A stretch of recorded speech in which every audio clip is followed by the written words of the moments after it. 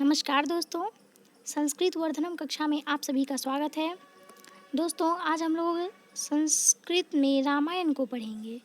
यानी संस्कृत के किसी भी एग्ज़ाम के लिए रामायण बहुत ज़्यादा महत्वपूर्ण है। कोई भी एग्ज़ाम हो, सब में रामायण रहता ही है। और सबसे पहले ये हमें जानना होगा दोस्तों कि संस्कृत जो है हमारी भारतीय संस्कृति को यह बहुत कुछ सिखाता है। परीक्षा की दृष्टि से नहीं, फिर भी अगर कोई पढ़ता है इसको तो उसको बहुत कुछ ज्ञान मिल सकता है। और उसको ये मतलब रामायण पढ़ने से ये समझ में आता है कि हमें क्या करना चाहिए, क्या सही है, क्या गलत है, इसका हमें अंदाज़ा लगता है वहाँ से। तो दोस्तों चलिए हम परीक्षा की दृष्टि से जो भी महत्वपूर्ण है, जो भी इसमें 4-5 प्रश्न हैं जिसको हमें पढ़ना है, वो हम पढ़ते हैं। फिलहाल आज के वीडियो में हम पहला प्रश्न करेंगे कि रामायण का काल क्या है, इसका काल संबंधी विचार करेंगे। मतलब इसकी रचना काल क्या है, कब हुई थी इसकी रचना, उसके बारे में हम इसमें विचार करेंगे। तो चलिए दोस्तों हम लोग शुरू करते हैं। देखिए दोस्तों, इसमें पहला श्लोक ये है, सदुस्नापि निर्दोषा सखरापि सुकोमला नमस्तस्मै कीर्ता ये रम्या रामायणी कथा। दोस्तों ये रामायण का श्लोक नहीं है, ये जो है ये चंपू काव्य है। उसके रचयिता त्रिविक्रम भट्ट हैं। उन्होंने ही अपने चंपू काव्य में, मतलब नल चंपू है एक काव्य है, उसमें इन्होंने लिखा था। तो सबसे पहला श्लोक हम अगर इसको ऐड कर देते हैं तो बहुत ज़्यादा अच्छा रहता है, क्योंकि दोस्तों संस्कृत में आप जितना श्लोक ऐड करेंगे उतना आपका अच्छा रहेगा। ठीक है दोस्तों, तो पहला श्लोक ये हो गया आपका। अब देखिए, संस्कृत साहित्य में महर्षि वाल्मीकि कृत रामायण आदि काव्य समझा जाता है तथा वाल्मीकि आदि कवि माने जाते हैं। सही बात है दोस्तों, वाल्मीकि जो है वो आदि कवि माने जाते हैं और रामायण आदि काव्य समझा जाता है, क्योंकि दोस्तों रामायण जो है यह पहला महाकाव्य है।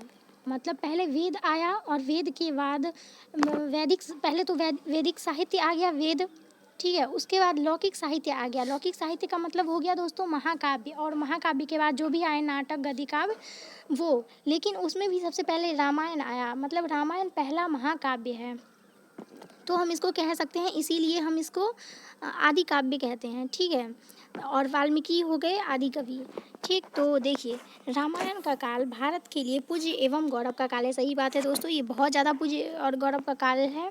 और आगे देखिए, कथा प्रसिद्ध है कि जब एक बार तमसा नदी के तट पर विचरण करते हुए महर्षि वाल्मीकि प्रेम क्रिया में निमग्न क्रौंच पक्षी के जोड़े को भाव विभोर होकर देख रहे थे, सहसा एक पहेलिये ने तीर चलाकर क्रौंच की ही लीला समाप्त कर दी। क्रौंच के करुण विलाप को सुनकर कवि के मुख से निम्न श्लोक निकल पड़ा।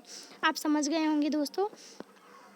तो उनके मुंह से जो श्लोक निकला वह था, माँ निषाद प्रतिष्ठां गम गम शाश्वती क्षमा यत क्रौंच मिथुनादेक मवधि काम मोहितम। दोस्तों ये श्लोक बहुत ज़्यादा महत्वपूर्ण है, क्योंकि ये रामायण का पहला श्लोक है। जब उन्होंने रचना की तब पहला श्लोक उनके मुंह से यही निकला। और इसका तात्पर्य हुआ क्या, उन्होंने वो बहेलिया जो था वो जो क्रौंच को मारा, बाण चलाकर जो मारा, तो उनके मुंह से यह श्लोक निकला। और इसका आशय यह है कि हे निषाद, तुमने अपने काम से मोहित इस क्रौंच पक्षी को मारा है, अतः तुम सदा के लिए प्रतिष्ठा प्राप्त न करो। महर्षि की करुणामयी वाणी सुनकर स्वयं ब्रह्मा उपस्थित हुए और उन्होंने रामचरित लिखने के लिए उनसे कहा। रामायण की रचना इसी प्रेरणा का फल है। ठीक है दोस्तों, उसके बाद देखिए, लौकिक साहित्य का आरंभ वाल्मीकि के द्वारा हुआ है, अर्थात रामायण लौकिक साहित्य का पहला महाकाव्य है, जो कि मैंने आपको पहले बताया था। उसके बाद भारतीय साहित्य के इतिहास में यह शुभ दिन युग युगांतर तक स्मरण किया जाता रहेगा। भारतीय संस्कृति का जितना सुंदर, समुज्ज्वल एवं स्वाभाविक रूप इस महाकाव्य में अंकित किया गया है, उतना किसी देश के महाकाव्य में नहीं है। सही बात है दोस्तों, हमारा जो महाकाव्य है रामायण और महाभारत, इसमें जितना ज्ञान भरा पड़ा है ये अन्य किसी देश के महाकाव्य में ऐसा है ही नहीं। और एक गीता भी है जो कि गीति काव्य है, और वो तो बहुत बड़ा ग्रंथ है। ठीक है दोस्तों, तो इससे बड़ा ग्रंथ और कोई है ही नहीं। मतलब कोई इसको पढ़ के बहुत कुछ सीख सकता है, अपने जीवन से कभी वो निराश नहीं हो सकता है। इस सब को अगर देखेगा तो वो कभी भी निराश नहीं हो सकता है और अपनी ज़िंदगी को बहुत अच्छा बना सकता है। उसके बाद देखिए, मनुष्य के चूड़ांत आदर्श की स्थापना के लिए महर्षि वाल्मीकि ने इस महाकाव्य की रचना की है। ठीक है दोस्तों, इस दुख भरी ज़िंदगी में वाल्मीकि ने जो इस महाकाव्य की रचना की, ठीक है दोस्तों, वो मनुष्यों के लिए ही की। ठीक है, इससे मनुष्य को कुछ सीखने को मिले, क्योंकि रामायण में क्या है, करुण रस है, पूरा उसमें पूरा करुण ही करुण है, मतलब उसमें बहुत ज़्यादा दुख है। और तब दुख के अंतिम में भी उसमें सब दुख को मिटाकर और कैसे एक सुख प्राप्त किया जाता है, ऐसा उसमें कहा गया है। तो उसको देखकर कोई भी व्यक्ति अपने जीवन अपने लक्ष्य की ओर बढ़ सकता है और अपना लक्ष्य प्राप्त कर सकता है। अब देखिए दोस्तों, इस आदि काव्य को चतुर्विंशति सहस्त्र संहिता कहते हैं, क्योंकि इसमें 24,000 श्लोक है, इसलिए इसको हम चतुर्विंशति सहस्त्र संहिता कहते हैं। इसके बाद इसमें 645 सर्ग है। दोस्तों, मैंने आपको जब महाकाव्य का वीडियो पढ़ाया था, महाकाव्य पढ़ाया था, उसमें मैंने आपको महाकाव्य के लक्षण के बारे में बताया था, और ये एक महाकाव्य है, तो इसमें महाकाव्य के लक्षण होंगे। और उस लक्षण में मैंने बताया था कि महाकाव्य में सर्ग होता है, तो इसमें भी सर्ग है। ठीक है, आप अगर वो वीडियो आपने नहीं देखा है तो आप देख लीजिए, मैंने उसका लिंक डिस्क्रिप्शन बॉक्स में दे रखा है। और इसमें 7 कांड है। ठीक है दोस्तों, 7 कांड है, जिसके बारे में हम लोग डिस्कस करके अगले वीडियो में पढ़ेंगे। फिलहाल इस वीडियो में हम इसके रचना काल पर ध्यान देंगे।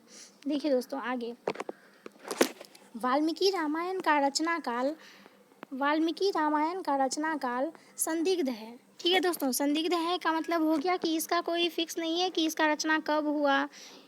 ठीक है, तथा विचारक इस संबंध में पृथक पृथक मत व्यक्त करते हैं। संस्कृत कवियों की यह विशेषता होती है कि हम उनकी कृतियों से तो भलीभांति परिचित हो जाते हैं, किंतु उनके ऐतिहासिक एवं सामाजिक व्यक्तित्व का जो प्रश्न रहता है वह अपरिचय ही असंख्य परतों के मध्य अविक्षिन्न पड़ा रहता है। सही बात है दोस्तों। पहले पहले तो यही था कि कवि अपना डिटेल बहुत कम देते थे, मतलब नहीं के बराबर ही देते थे। उनके काव्य से तो हम परिचित रहते थे, लेकिन उनके बारे में हमें कुछ पता नहीं होता था। देखिए, उनका नाम मात्र ही उनके व्यक्तित्व का संकेत देता है।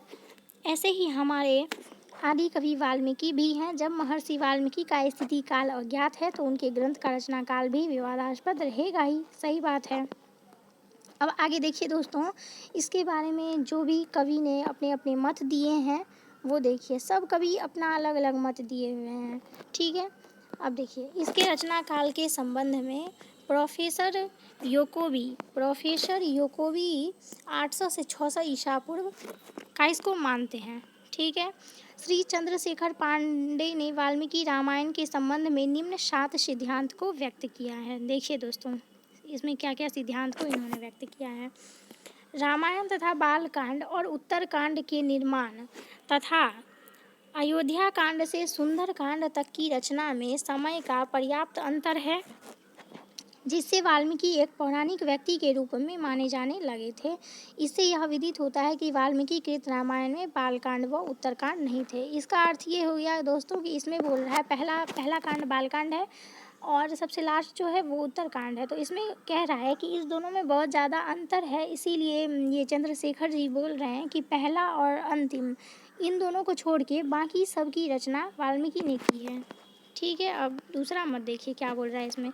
महाभारत के कई आख्यान रामायण के आधार पर ही निर्मित हैं और महाभारत में, यहाँ महाभारत छूट गया दोस्तों, और महाभारत में वाल्मीकि का उल्लेख एक पौराणिक मुनि के रूप में आया है। अतः विदित होता है कि जिस समय महाभारत ने अपना वर्तमान रूप धारण किया उस समय रामायण की गणना एक प्राचीन ग्रंथ के रूप में हो चुकी थी। सही बात है दोस्तों, ये बिल्कुल सही है।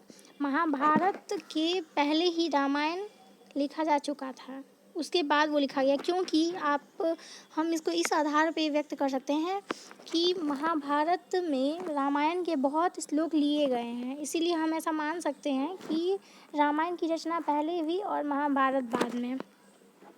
अब आगे देखिए, महाभारत का अंतिम संस्करण 400 ईसा पूर्व में तथा रामायण का इससे पूर्व 200 ईस्वी में ही पूरा हो चुका था। ठीक है दोस्तों, सबसे पहले किसका पूरा हुआ? सबसे पहले रामायण का पूरा हुआ, 200 ईस्वी में ही पूरा हो गया। इसीलिए हम इस आधार पर भी मान सकते हैं कि रामायण बहुत पहले लिखा जा चुका था। अब देखिए, बौद्ध त्रिपिटकों में भी रामचरित संबंधी प्राचीनतम रूप विद्यमान है, जिसको चारणों ने पहले ही गाकर प्रचारित किया था। ठीक है, बौद्ध है ना, बौद्ध ग्रंथ है ना, उसमें भी, बौद्ध ग्रंथ में भी रामायण का बहुत चर्चा है और इसमें चारणों नाम के कवि जो थे उन्होंने पहले ही गाकर प्रचारित कर दिया था।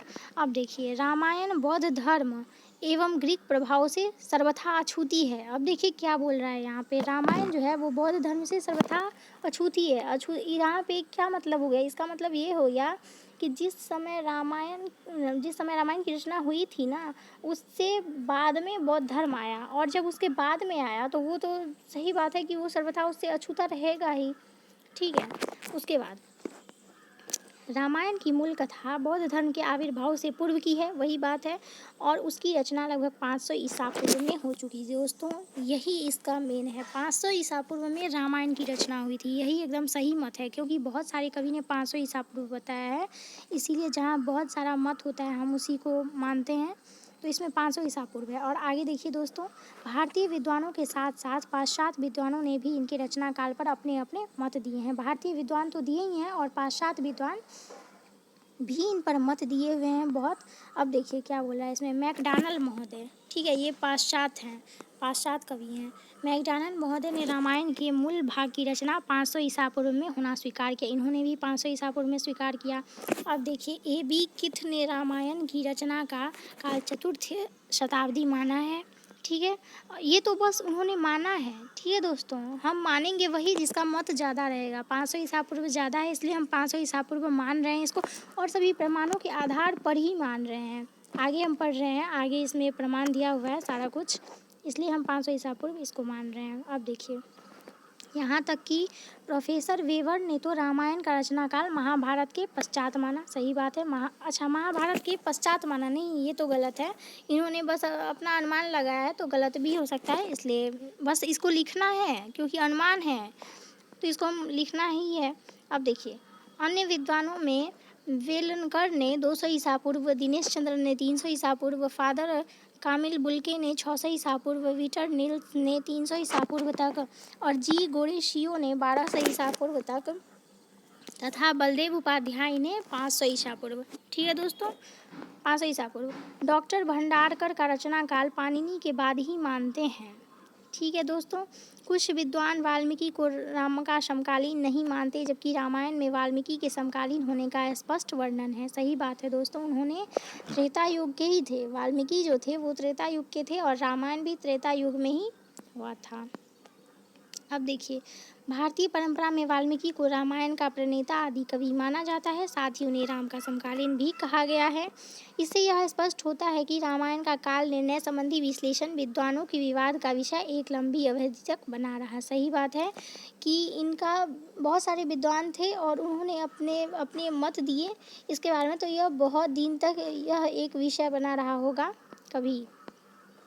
अब देखिए, श्री चंद्रशेखर पांडेय की भांति बलदेव उपाध्याय तथा वाचस्पति गोडेला भी रामायण का रचना काल 500 ईसा पूर्व मानते हैं। उनका कथन है कि रामायण की रचना काल की समीक्षा अंतः साक्ष्य के आधार पर करनी चाहिए, जो इस प्रकार है। ठीक है दोस्तों, अंतः साक्ष्य के आधार पर अब यहाँ पे किया जा रहा है। अंतः साक्ष्य का मतलब हो गया कि बहुत अधिक प्रमाण के आधार पर, अंदर से हम खोज के प्रमाण जो लाते हैं ना, वही हो गया अंतः साक्ष्य। तो देखिए पहला क्या है इसमें, पहला इसका है, बौद्ध साहित्य में जिसे एक सामान्य ग्राम पाटली नाम दिया गया है, ठीक है, पाटलिपुत्र है ना वही, उसे मगध राज अजातशत्रु ने 500 ईसा पूर्व में एक नगर के रूप में बसाया था, तथा बज्जी लोगों के आक्रमण से रक्षा के लिए गंगा सोन के संगम पर एक परकोटा भी बनवाया था। रामायण में सोन व गंगा के संगम के प्रसंग में पाटलिपुत्र का कहीं भी उल्लेख नहीं प्राप्त होता है, जिससे यह स्पष्ट होता है कि पाटलिपुत्र नामकरण से पूर्व ही रामायण की रचना हो चुकी थी। बिल्कुल सही बात है दोस्तों, जब पाटलिपुत्र नामकरण नहीं हुआ था उससे पहले की बात है ये रामायण उससे पहले लिखा जा चुका था। ठीक है, 500 ईसा पूर्व में। ठीक है, अब देखिए, कौशल जनपद की राजधानी रामायण में अयोध्या बताई गई है। जैन व बौद्ध साहित्य में उसे साकेत नाम से पुकारा गया है। लव ने अपनी राजधानी श्रावस्ती में बसाई थी। लव हो गए राम भगवान के पुत्र, लव और कुश, वही लव यहाँ बोल रहा है। लव ने अपनी राजधानी श्रावस्ती में बताई थी। इससे स्पष्ट होता है कि रामायण की रचना उसी समय हो चुकी थी जब कौशल की राजधानी श्रावस्ती न होकर अयोध्या थी, अतः रामायण प्राचीन ग्रंथ है। जब श्रावस्ती नहीं थी, उसकी राजधानी श्रावस्ती बाद में बनी और अयोध्या पहले थी, आपने देखा भी होगा। तो जब अयोध्या थी, ठीक है, तभी रामायण की रचना हो चुकी थी और रामायण एक प्राचीन ग्रंथ है। अब देखिए, रामायण के बालकांड के अनुसार यह सिद्ध होता है कि उत्तरी भारत में आर्य जातियों के कौशल, अंग, मगध, मिथिल आदि अनेक छोटे राज्य थे। यह राजनीतिक स्थिति भगवान बुद्ध के पूर्व की है, अतः बौद्धों के पहले रामायण की रचना हो चुकी थी। ठीक है दोस्तों, ये मैंने आपको पहले भी बताया था। अब देखिए, अब निष्कर्ष लिखेंगे कुछ कि आखिर क्या है, इसका सटीक आंसर क्या है। तो इसका यही पता लगा कि उपयुक्त अंतः साक्ष्य के आधार पर, ठीक है, वाचस्पति गोरेला रामायण के रचना काल को 500 ईसा पूर्व मानते हैं। उपयुक्त सभी मतों पर विचार करने के पश्चात हम इस निष्कर्ष पर पहुंचते हैं कि रामायण की रचना बुद्ध से पहले हो चुकी थी और रामायण 600 ईसा पूर्व मानना ही अधिक समीचीन है, मतलब अधिक उपयुक्त है। दोस्तों 500 ईसा पूर्व है, लेकिन हम थोड़ा उससे पीछे का लिए हैं यहाँ 600 ईसा पूर्व। ठीक है, वैसे आप 500 ईसा पूर्व भी बोल सकते हैं। 600 ईसा पूर्व लेने का यही मतलब है क्योंकि रामायण एक बहुत प्राचीन ग्रंथ है, इसीलिए हम 600 ईसा पूर्व यहाँ पे हमने लिया है। वैसे आप 500 ईसा पूर्व भी बोल सकते हैं, 600 ईसा पूर्व भी सही है। ठीक है, आज हम लोगों ने रामायण का रचना काल पढ़ लिया। दोस्तों रामायण बहुत ज़्यादा महत्वपूर्ण है। 5-6 प्रश्न मैंने आपको पहले भी बताया कि यहाँ 5-6 प्रश्न हैं जो कि उसको उतना कर लेने से आप किसी भी एग्ज़ाम में बना सकते हैं, आसानी से बना सकते हैं। ठीक है दोस्तों, और कुछ कुछ श्लोक आपको याद करने होंगे। इसमें आपको 2 श्लोक है और इन दोनों श्लोकों को आपको याद करना होगा। इसके बाद जो मैं वीडियो लाऊंगी उसमें भी आपको श्लोक याद करने पड़ेंगे। ठीक है दोस्तों, तो रामायण में बस इतना ही, और अभी बहुत ज़्यादा पढ़ना है। अभी आगे वीडियो में, अभी तो मैंने कुछ नहीं, अभी तो बस इसके रचना काल के बारे में बताया और ये मैंने आपको ऊपर में इसका इंट्रोडक्शन बताया जो कि सभी में देना रहता है। सभी प्रश्न में आपको ये इंट्रोडक्शन तो ऐड करना होगा। ठीक है, और अगले वीडियो में अभी बहुत कुछ पढ़ना है और भी 4-5 प्रश्न करने हैं रामायण से। बस उसके बाद ये रामायण टॉपिक ख़त्म हो जाएगा, फिर हम लोग महाभारत पढ़ेंगे। ऐसे ही हम लोग आगे बढ़ते रहेंगे, संस्कृत समझते रहेंगे। ठीक है दोस्तों, तब तक के लिए धन्यवाद।